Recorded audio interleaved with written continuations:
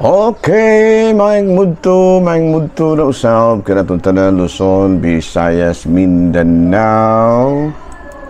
Mayong mudto Philippines, mayong mudto world, mayong mudto universe. Ano punta mga higala, yan atong tulumanon sa kahanginan, CONA, Catechesis on Air. O ako lang gihapon kini ang inyong ubos nga alagad, Reverendo Padre Edwin Academia Acab. Abino adlaw na usab karon nga unsa man tarong adlaw mga higala. Biyernes na pizza 15 na kini mahigala sa bulan sa Agosto. No, bisperas na dire sa amuha mahigala sa Kalag-Kalag. Oy, kumusta na mga taga Kalag-Kalag? Kumusta na? Oy, ato din kumusta ho no si Bishop Glenn Corsiga, no? Bishop Glenn, kumusta naman ka dinas ipil?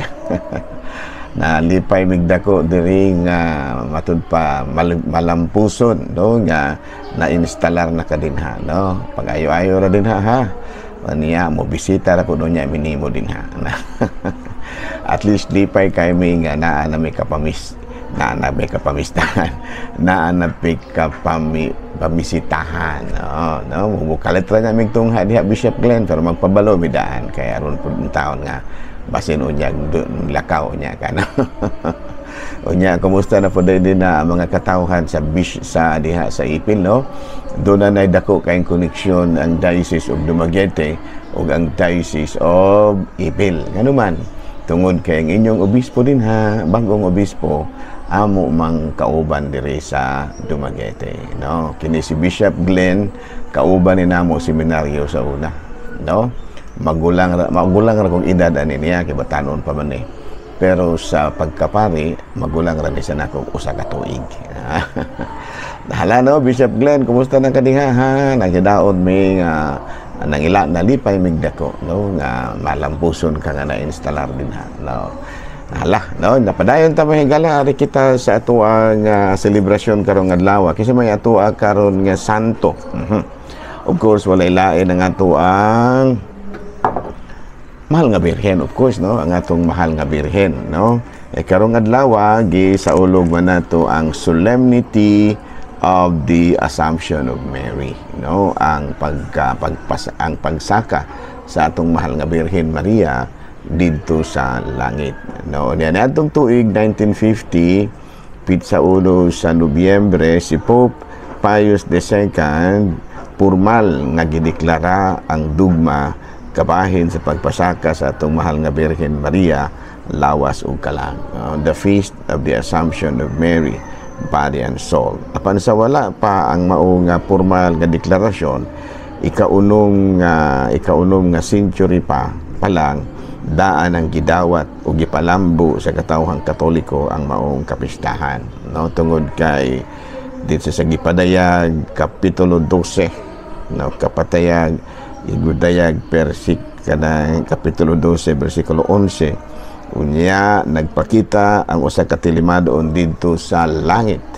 nga usa ka babae nga nagbistig puting adlaw nga nagtunob sa bulan ug sa matud pa sa mga bituon adunay pipila nga moingon nga ang maong babae nagsimbolo kuno sa nason sa Israel apan atong gitan-aw apan ang ato alang kanatong Katoliko ang mahal nga birhen mao ang embodiment of the people of God no kung sa Binisaya pa nga ang atong mahal nga birhen ang matud pa hingpit anaa sa atong mahal nga birhen Maria ang hingpit nga kinaiya sa tinuod nga katawhan sa Dios busa giila usab nato ang mahal nga birhen nga atuan na sa langit. Ikaduha, si Kristo human siya nabanhaw, gibayaw sa langit. Ang mahal nga birhen nalambigit, nahiusa man sa mga misteryo sa atong Ginoong Jesucristo, sama kang Jesus, misaka usab sa langit, lawas o kalag. No? Okay, atod pa sa explanation nato, no? Si Mama Mary, kaya na mo gumaingon nga si Mama Mary, ang katuko ng babae nga dito sa langit, nga gipurong-purungan sa mga bituon o bulan, mao ang nason sa Israel pero dili alang ka nato ang bag-ong katawhan sa Dios no sige representahan gyud sa mahal nga Birhen. Unya ang atong mahal, ang atong Ginoong Kristo misaka man sa langit lawas ug kalag mao usab ang iyang inahan. No, sumuna no karon adlaw gi ato nga giila no ang atong mahal nga Birhen Maria nga misaka sa langit ug sa misaka sa langit lawas ug kalag. Ang nigdeklara niini mao si Pope Pius XII. Okay, hala no. Hala no, ari na ta mga higala sa ato ang CBCP News, balitang simbahan ni ining kamudtuon. Bishop Glenn Corsiga malampusong napahimutang isip bagong obispo sa Diocese of Ipil. Itambungan kini sa libuan nga katawhan kaub sa mga libuan nga katawhan sa Zamboanga, Sibugay nga og aduna usay uban pang mga probinsya nga miatinde sa mao nga pagka-instalar o pagpakahamutang. Gitambungan usab kini sa mga kaobispuhan pinanguluhan ni Archbishop John Brown ang Papal Nuncio to the Philippines. Balita manghigala gikan sa Vatican, Pope Leo nagkanayon stop the war in Ukraine and hunger in Gaza. And also may the hostages be freed. Samtang nagpahuway mo gihimo kining maong pagdeklara sa atong salahulong Santo Papa Pope Leo atol sa iyang pagpahuway didto sa Castel Gandolfo, opisyal nga pahubayanan sa atong talahurong Santo Papa didto sa nasangpit nga lugar. Mao kadto mga higala mga balitang simbahanon ining kamudtuhon ug ari na ta mga higala sa atuang kining katikisem. So ang pangutana mga higala, why do we Catholics light candle when we pray? Ayan no, ito pa lighting of candles.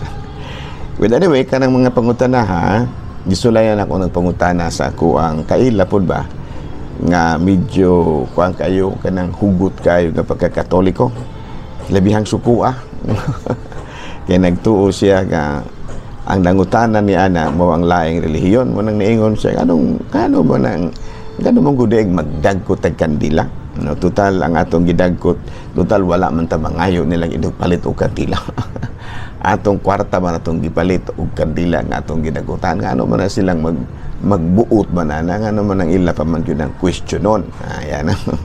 Well anyway, ako sa gipasabot tayo programang day kasuko kaya nga naman kining kuan na topic raman ni nato topic ba sa ato ang kaskuan tati manggod kimo mo ni mga pangutana dayon sa mga laing relihiyon ako na kay ni sapot na noon ka. Well anyway, dili ta kay masuko pangutanon ta sa ato ang pagtulunan do dili rata mo arangkada gidayon kay matud palagi ang atong katungdanan mo ra gyud ang pagpasabot. Ayan unya dili naman noon ta masabtan kung mag-una-una tag kasuko. Dili naman ta masuko ha. Ato lang ipasabton. But anyway, unang-una sa ako naginaingon ipasabot lamang nato kung unsay kahulugan sa atong mga gipanghimo. Number 1 is unsa man ang meaning sa ato ang gihimo. No? By the way, ang atong gihimo usa kini ka matud pa aduna kini kining gitawag natog symbolic significance no ang mituo kita nya pinaagi sa kanang nga pinaagi sa kahayag gikan sa kandila ana usab ang presensya ni Kristo no o ang matud pa ang kalig-on usab sa atong pagtuo nga mao'y gisumbuluhan sa matud pa kalayo o kahayag gikan sa kandila no nga gitagutan ato kanang mabasa kay gani nga atong basahon sa Juan kapitulo 8 versikulo 12 kini nagkanayon man.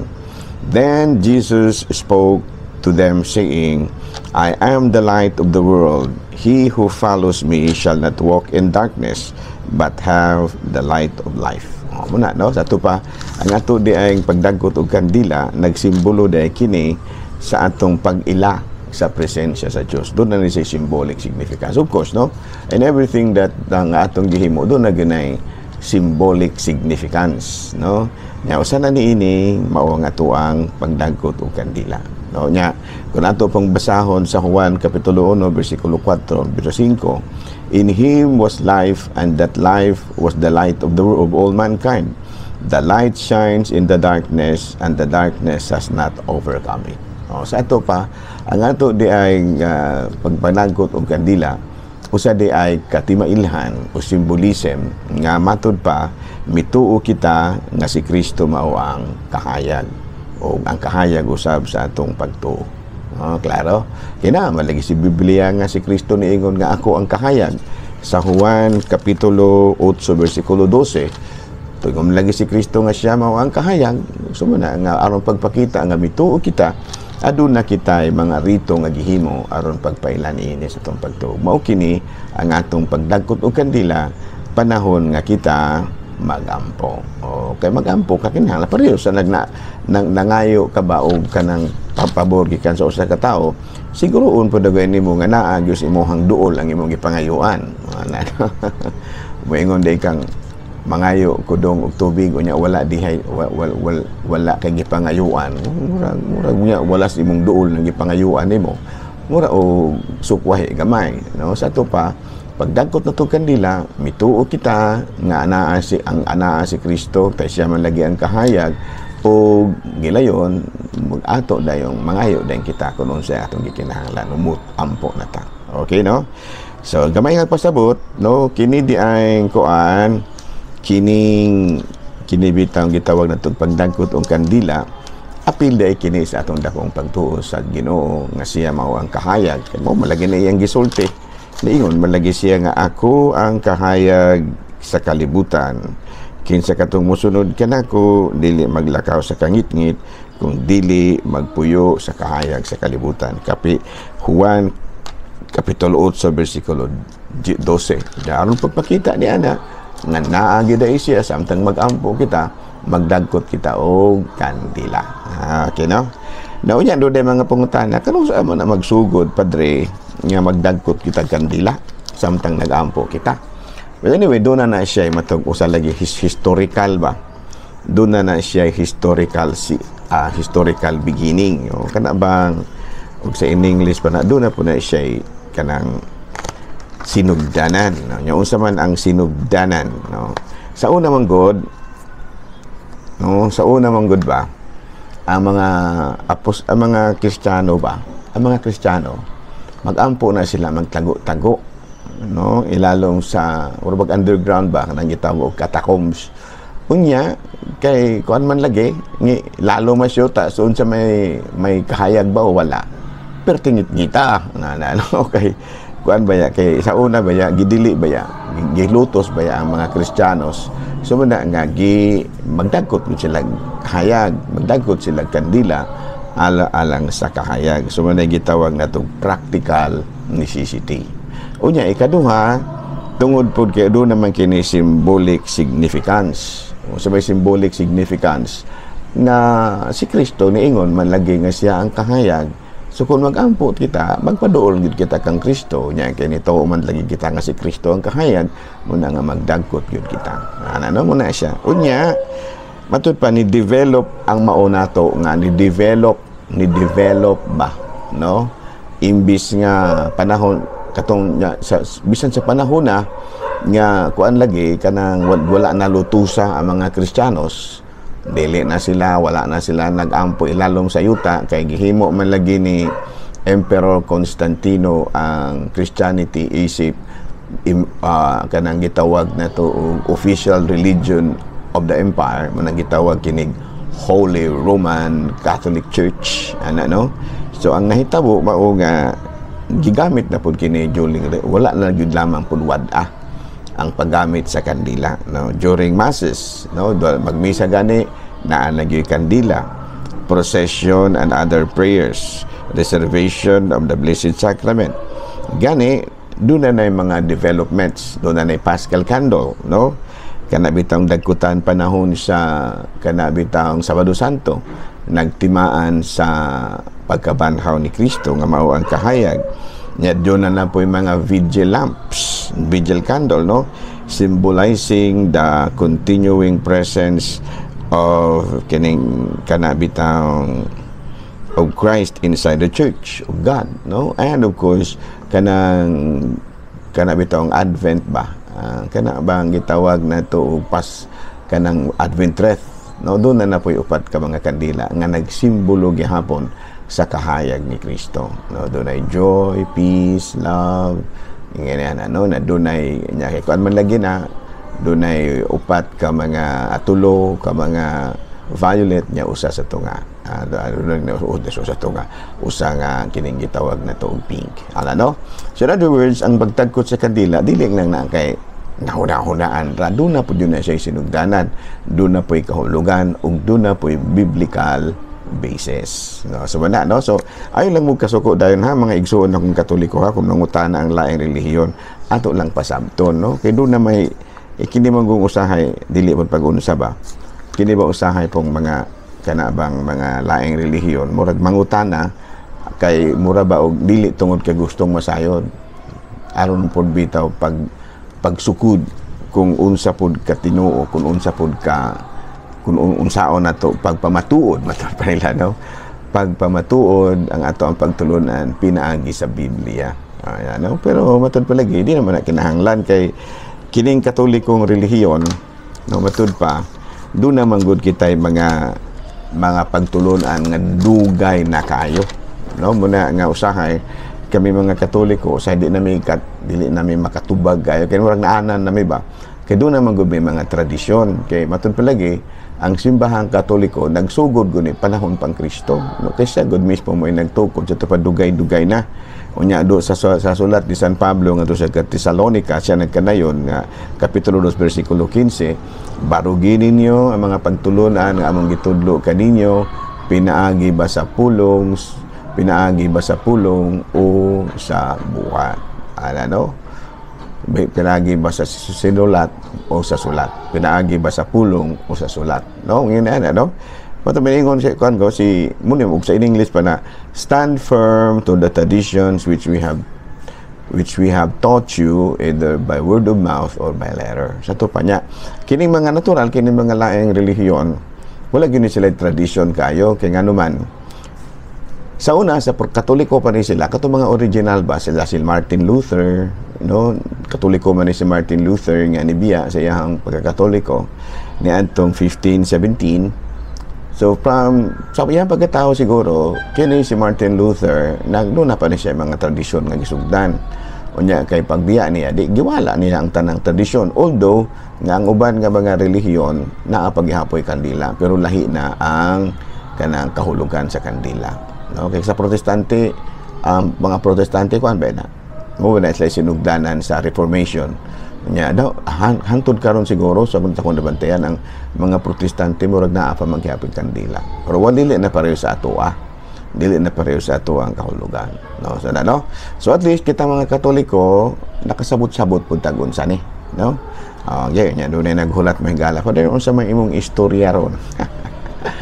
Anyway, ang istorya nako, ng istorya ta ginagmay kana pa may mga 2 ka minutos nga murag nabilin ang katong nagmisa ko itong isang adlaw dito sa ANS noon niya, usa sa mga nahisgutan ako, no, kinibitang kabahin sa kana ba mga managlahi tag relihiyon ba, doon naman giingon nga magmisa ang Katoliko din ha, daghan ba yung mga laing relihiyon nga mga estudyante hasta maestra nganong magmisa-misa mangyod ni ana, no, nga buto na hunaon dili man ang Catholic school, no? So ningon ko nga asag dila man og Katoliko ang nag-lead karon sa prayer, kay ngano man kuan ba yan, no? Para nako parehos ra ta, kay ngano man usa ra man ang atong giampuan si Kristo man, no? Ingon ni ana, no? Unya kining usa ra man giampo gyud tumong nato, no?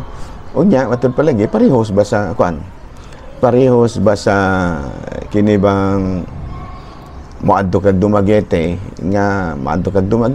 bisag unsay imuhang kuan, bisag unsay imuhang paagi sa pag-adto didto, magsakay ba ka o magsakay ba kag series o maglakaw ba ka. Pag-ingon akong maglakaw ba ka, nangatawa ang mga estudyante ko, badahag maglakaw 82 kilometros ko, katawan siguro mo pero tinuod ba yan na kabulokag ni siya nakahimo ana buang. Buang doon ako nailhan nga buang nga naglakaw ra gikan sa Bayawan paingon sa Dumaguete. So may puruhan pud nga kaya pud sa buang paglakaw gikan sa kanang Bayawan Dumaguete kana bang layo ba na mga 100 kilometers ka pa murag 108 kilometers na. Kaya ganun ang gilakaw sa buang samot na ng 82 kilometros ra. Ana no. Kaya ano man ang buang wala na siya kuan. Wala na siya di na makafeel og kakapoy. Dili na siya makapilo kung sa pa. Parehos po sa Christianity. Ano? Nga, kung ang imuhang, pero matulpaligid na padayan ng buang, yung ano, pero arang-arang na lang ng buang. Kinaabot pa sa Dumaguete ang uban. No? Doon na yung uban nga nagsakay og patsadang sakyanan, wala kaabot og Dumaguete. Nga naman, along the way, na-disgrasya. Ayan, no? So, dito na nagsugod na po ang bago na po na topic nato, no? Nga, kundi ay kanang ang pag-anto sa langit usahay murag magpakabuang ta. Ayan. Magpakabuang ta sa pulong sa Dios. Kana bang pagtulunan ni Kristo. Ngano man aron nga dili na ta maka-feel sa bisan unsang mga pagsaway nato. Nga dili na nato ma-feel ang bisan unsang mga dili na nato ma-feel ang bisan unsang mga pagsulay sa kinabuhi. Kung nabuang na ta sa pagtulunan ni Kristo. No, kana bang murabag na focus na gyud ang atuang kuan, ang atuang pagtuo sa Dios. Muna ang uban mo ingon na gani nga nabuang ka. Sama ba ni San Francisco ba? Nga San Francisco de Assis among patron nga kuan ba kanang gianggaan siyang buang, ngano man pagkadungog jud niya nga ibaligya ang abtangan o gihatag sa mga kabus gituman ba na ni San Francisco de Assis. So muna nga giangkaan ang taon siyang buang, no? Pero saan tira na ano man kay ang pagkabuang sa ngalan ni Kristo mauman ang paagi nga diin makasulod kita sa langit. Ana no, sumaw punta, no? Nga kanang buang maabot sa langit kay wala na niya gi-feel ang mga kasakit sa kainit sa adlaw, ang kagutom ug uban bakit nabuang ba yan? Sumaw punta. Kung nabuang na ta sa pagtulunan ni Kristo sa iyahang mga sa nabuang na ta sa pagtulunan ni Kristo kana bang kana bang ato na ba nga napuy-an na gid pag-ayo bang pagtulunan ni Kristo dili na ta maka-feel nga doon na pay mga sakripisyo ang ato nga nalipay kitag dako nga nahimo kitang usa sa mga katawhan ni Kristo nga gustong makaabot sa kaharian sa langit. Ayan na. Okay na ba itong istoryahan ako? Ako na po itong mga pamalandong ba? Okay? So, daghang salamat o sa ngalan sa itong talahorong obispo, Bishop Julito B. Cortez, ang atong station manager, si Father Ramata, ang ako apod ng mga kaubanang pare, of course, ang akong mga classmates, si Father Obing, si Father Tonton, si Father Dami. Ako lang gihapon kini yung ubus nga alagad, Reverendo Padre Edwin Academia Aka manamilit na usab kaninyo ug manalangin kanato ang Dios ug gagahos tanan Amahan, Anak, Espiritu Santo. Good noon, Pilipinas.